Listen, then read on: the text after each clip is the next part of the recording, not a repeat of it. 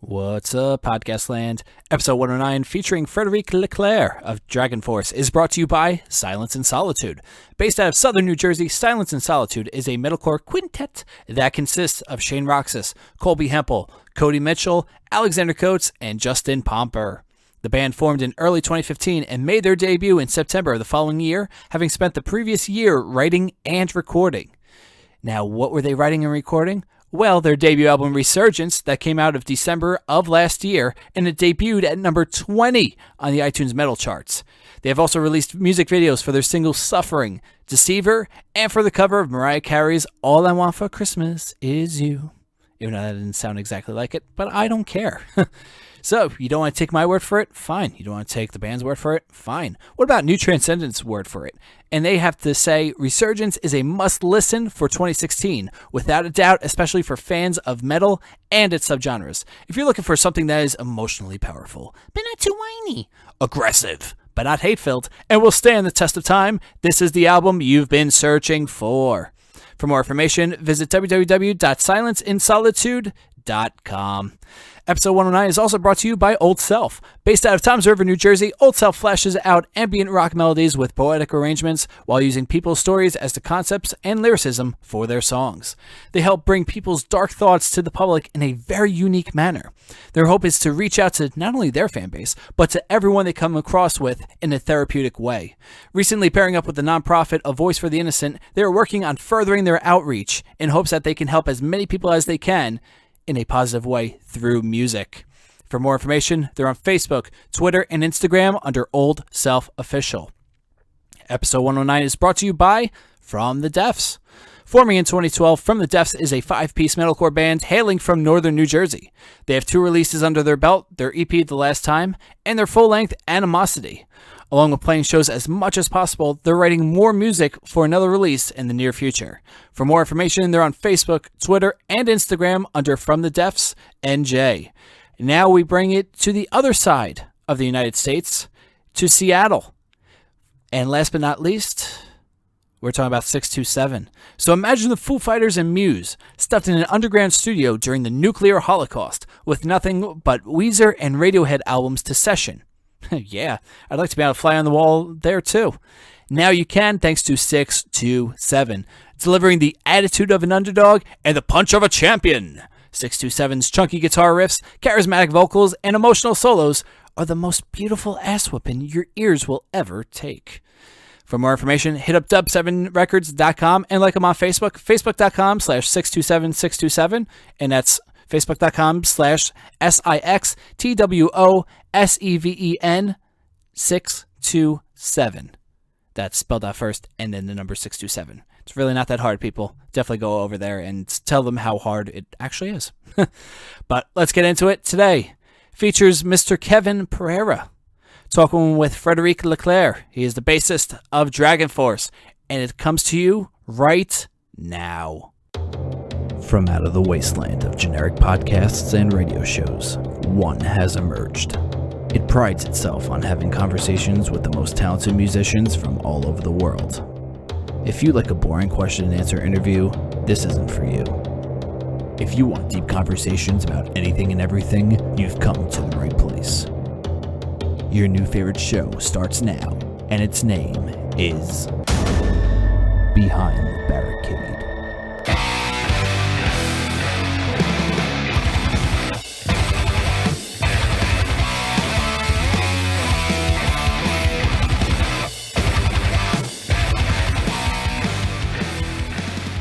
Good afternoon from the east coast of the U.S., sir.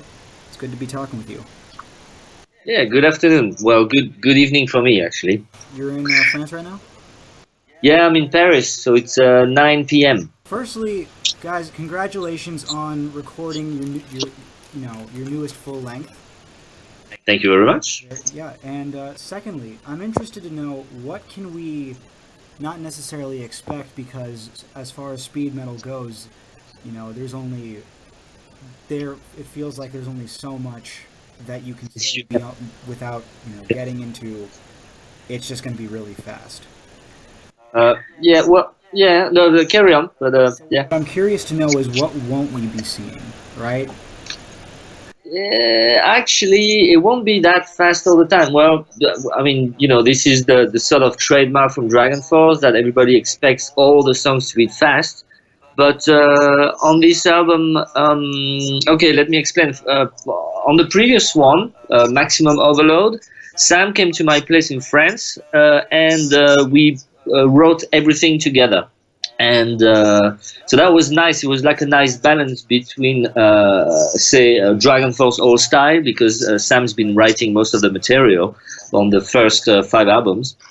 So that was a nice balance between Dragonforce style and my styles with an S at the end, because I'm not really into power metal, speed metal, so I'm more into, say, traditional heavy metal, thrash, death, prog. So that was a sort of balance in between, which was interesting. And so we wanted to, that was interesting, that people thought was interesting. That's pretty presumptuous to say it was, but yeah, people thought that was interesting. And for this album, we just wanted to do the same thing, except Sam came to my place, and for some reason it didn't work out so well. I had songs that I wanted to finish alone first, and he felt the same, so he was next door. And while he wrote 3 songs, I ended up writing 8 or 9. So I ended up writing most of the material on the album.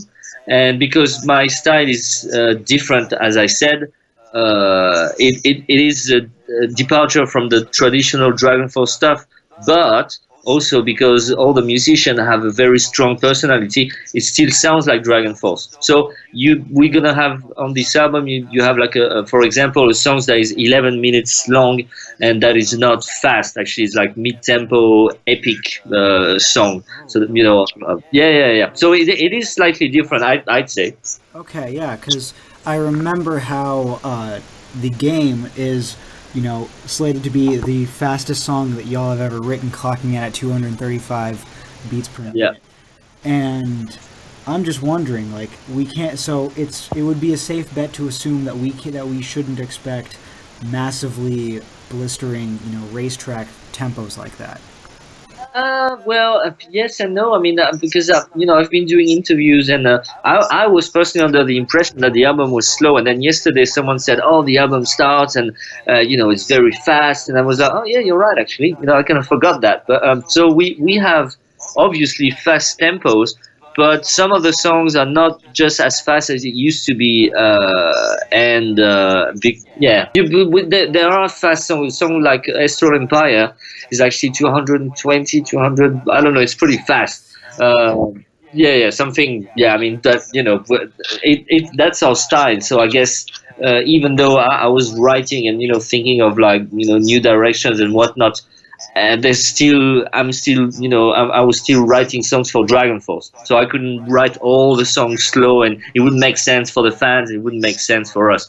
So while it's fast, it's not just fast all the time, because we've proved in the past that we're pretty good at doing it. So I think it's more challenging for us to actually like slow down from time to time and have mid-tempo stuff here and there. So in that case, it follows then, I have to ask, can we expect, of course, given your background of prog and death and all these massive different influences that you bring in, can we expect to see the technicality? Can we expect to see ambience? Can we expect to see all of these wonderful things pulled in from all these different other styles? Yeah, yeah, I hope so. That was the idea.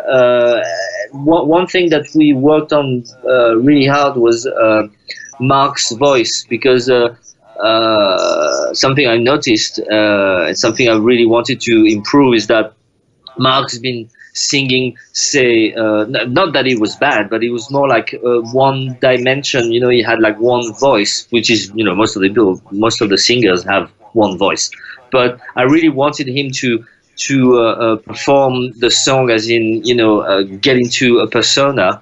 And I was always giving him the example of that song from Iron Maiden, 22 Acacia Avenue, when Bruce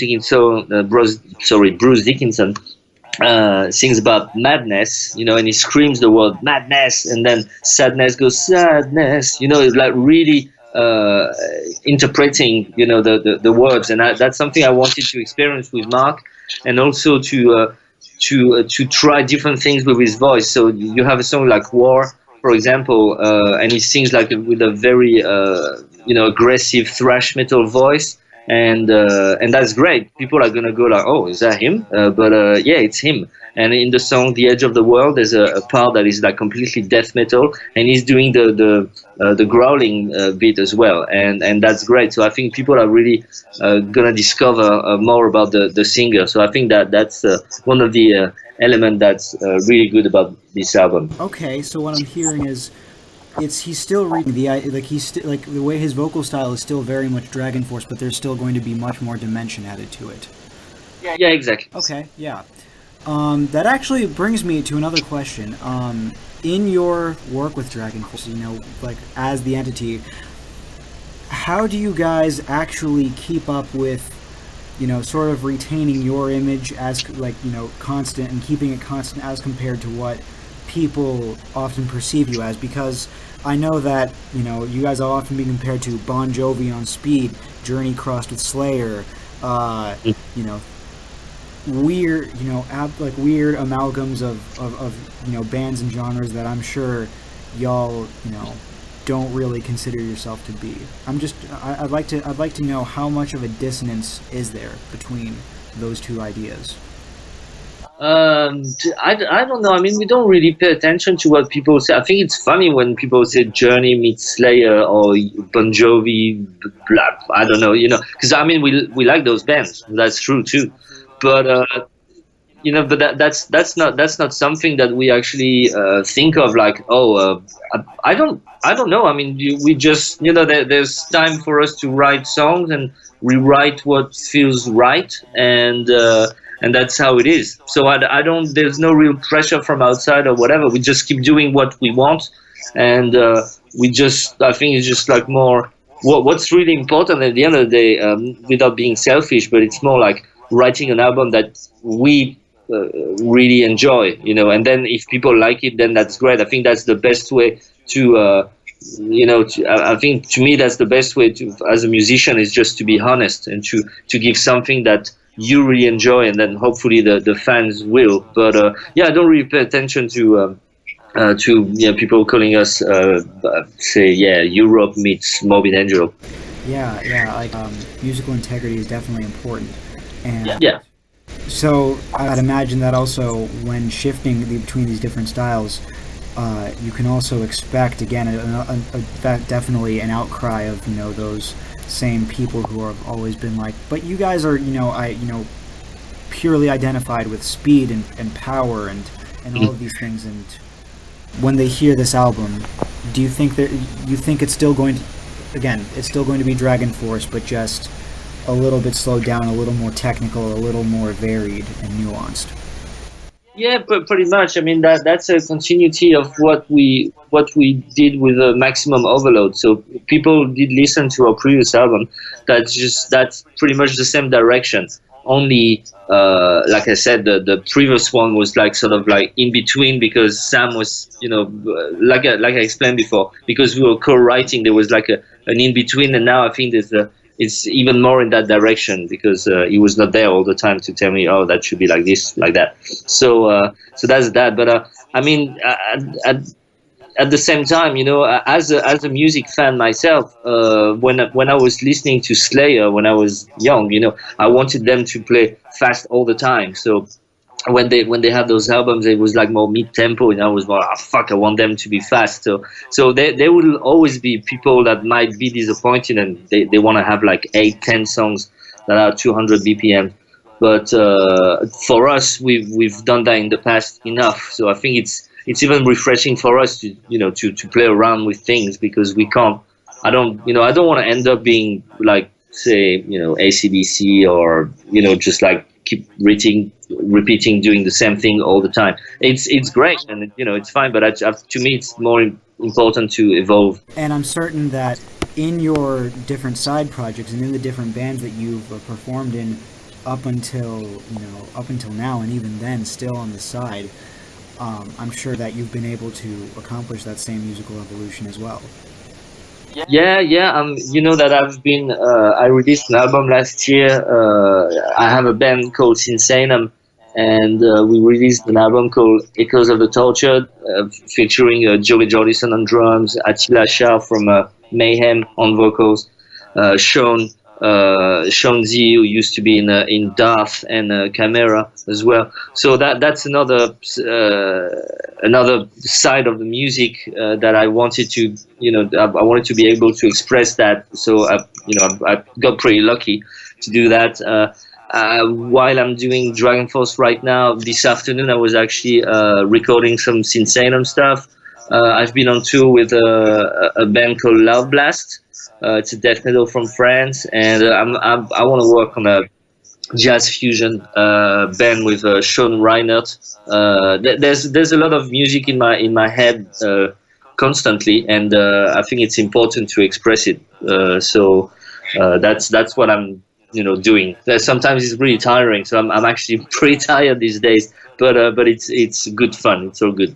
Okay, yeah. So and of course you're 38 years old, and you're in a very, I don't know, you're in a very large.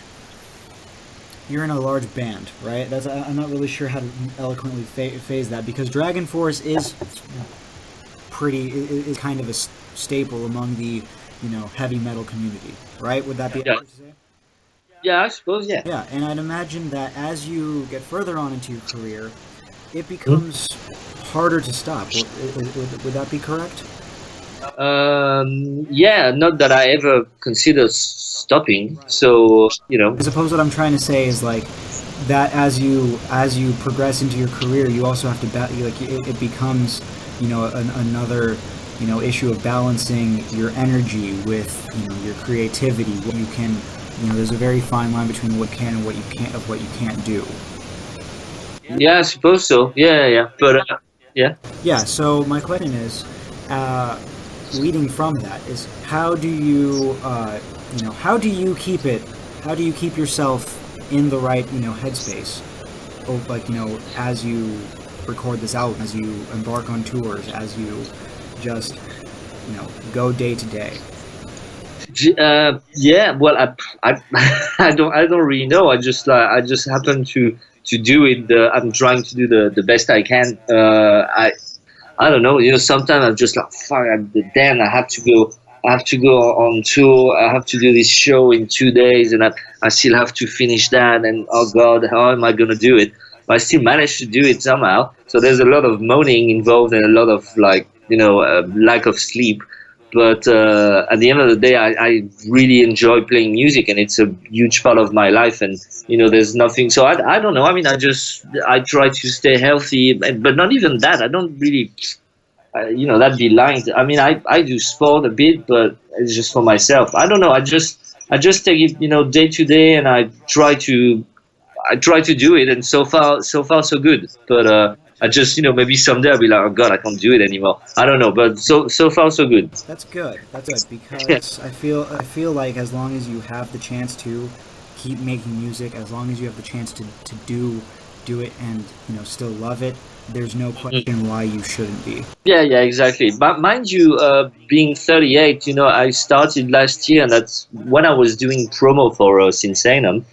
It was like I had that sort of like midlife crisis, which obviously I never had before because I was not reaching that age. But I just felt like, oh, is music really that important in my life? And I guess while it still is, and it just like I sort of also realized that there are other things.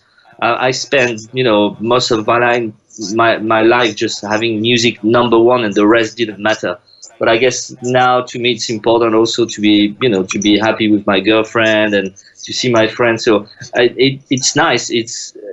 Music is still important, but there are also other things. So there's a nice balance in my life right now. Yeah, it's very much a matter of keeping things in perspective. Mm-hmm. Okay. Actually, may I ask you about your career and what led up to everything in terms of you joining Dragonforce, you picking up the bass to begin with, you playing speeds. You mentioned Slayer as something that you've listened to a lot. Mm-hmm. Could you just elaborate on your history? Yeah. Well, my parents are music lovers and musicians, not professional, but my father was playing guitar in a rock band when he was young, and my mother was playing piano, and she still is actually, and so there was always music around, and as far as I can remember, I mean, melodies have always been something that really got my attention and created emotions, and I felt there was a connection between music and me. That like that song, "Music was my first love and it will be my last." So yeah. So, John Mize, I think. But yeah, there's always been music around, and I started playing piano around 7 or 8. My parents got me to the music school, so I was classically trained. And then I switched to guitar when someone gave me a tape, and that was Iron Maiden. Actually, no, the first heavy metal tape I got, cassette tape, was Queensryche. And then it was the album got Rage for Order. And so I heard like Walking the Shadows, and I was like, oh my God, this is great. And then I got Iron Maiden, Number of the Beast, and I was like, oh, it's even better. And so I got into that. Then Metallica, Motley Crue, those were my bands, when I was a kid. Then I switched to, I don't know, Metallica, Slayer, Megadeth, Anthrax, the big four, thrash. And then I discovered death metal, and that was even better. I was just, oh my God, I really love that, the aggression. And then I discovered Alice Cooper, Europe, Vixen. Everything got mixed and confused, and then so I was playing guitar, and I wasn't so bad at it. And then I started to play in like small bands. Then I played in a power metal band called Heavenly. We released 2 albums. We were on the same album as same label, as Dragonforce. And that's how I got in touch with them. And one day they contacted me and they said, "We know that you're a guitar player, but would you like to play bass for us for a few shows?" And I said, "Yeah, why not?" And then they said, "Oh, do you want to do the European tour?" And I said, "Yeah, why not?" And then they asked me, "Do you want to stay in the band?" And I said, "Yeah, why not?" So that's how I ended up playing in Dragonforce. So yeah. So right. Going forward from there, your exposure to all of these different bands, obviously basically covering the entire extreme metal spectrum, from death to thrash. Where did you get the chance to go? Where have you been able to carve out your own sound from that, right? And how would you describe that? You have your signature stage move as black metal whiskey sculling, which I'd actually like to ask you more about that, and I'd also like to ask, again, what has led to the formation of your unique musical identity, where you've got your signature bass, you've got your signature stage presence. Yeah. I don't know. I guess it's just a big mix of everything. I personally don't think I'm that unique. It's just like what every sort of music and everything is an influence. So I'd be silly to say, oh, I spent my life in a cave and here I, came out all of a sudden and hey, so it's just watching and listening to everything I liked and trying to create a mix from that. So that black metal whiskey sculling is just a silly name that we found with Sam because I was just like, I don't really have a stage move actually. We were just like, oh, so what would be your stage move? I'm like, I don't know, I headbang and I don't know, I look at people and I said, oh, what do I do then? Oh yeah, I drink whiskey on stage. So that's what we said. I had like a spikes on my wristband, so that we said, yeah, black metal whiskey sculling. But I don't know. I mean, I sort of developed my own persona on stage, so I kind of know. First you kind of, when you start, you don't really know what to do, how to pose or how to be, what to be on stage. So now I just feel very comfortable when I come on stage, and I know I'm going to move my head like this, and I'm just going to stand like that, and I don't know. And as for music, same thing. I don't know if people can actually really define. Oh, that's definitely him. I don't know if they do. That's fine. I know some of my friends recognize my tone of guitar. They're like, oh yeah, that's definitely you. And I cannot really say that myself. So I don't know. But as far as I'm concerned, it's just a big mix of all the influences I've had and I still have. It's a constant evolution.